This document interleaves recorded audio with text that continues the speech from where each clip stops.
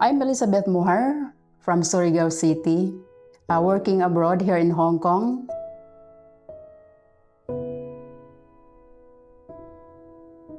Nung bata pa kasi ako, ang buhay namin doon is napakasimple lang.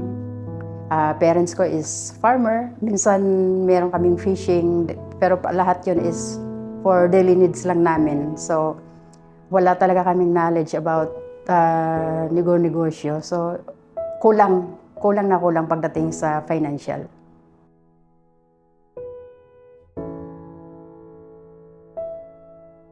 Nagtulak sa akin para mag-abroad yung mga magulang ko kasi ako lang yung alam kong nag-iisa na pwedeng tumaguyod at sumagot lahat ng finances, yung mga pangangailangan namin.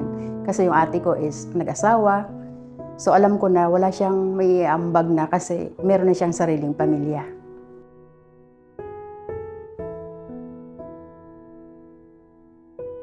Sa ngalan pa lang ng SMDC, I know from SM, malaking company na siya. It's a giant company. So, nandun na yung tiwala.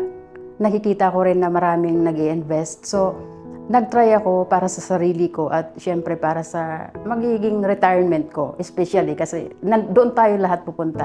Tatanda tayo.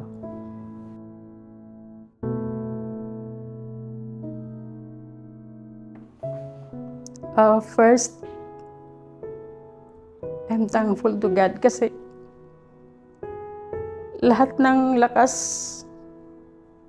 ginabayan niya ako. Lahat ng lakas, binigyan niya ako para magawa ko yung mga gusto ko sa buhay. At syempre, sa pamilya ko, magulang ko.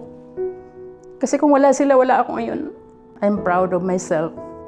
Para naman sa mga kabayan ko, tulad kong OFW, magsinop kayo at aralin nyo pagiging investor, lalo na sa real estate kasi yan talaga yung pinaka-safe way para yung pera nyo is lalago.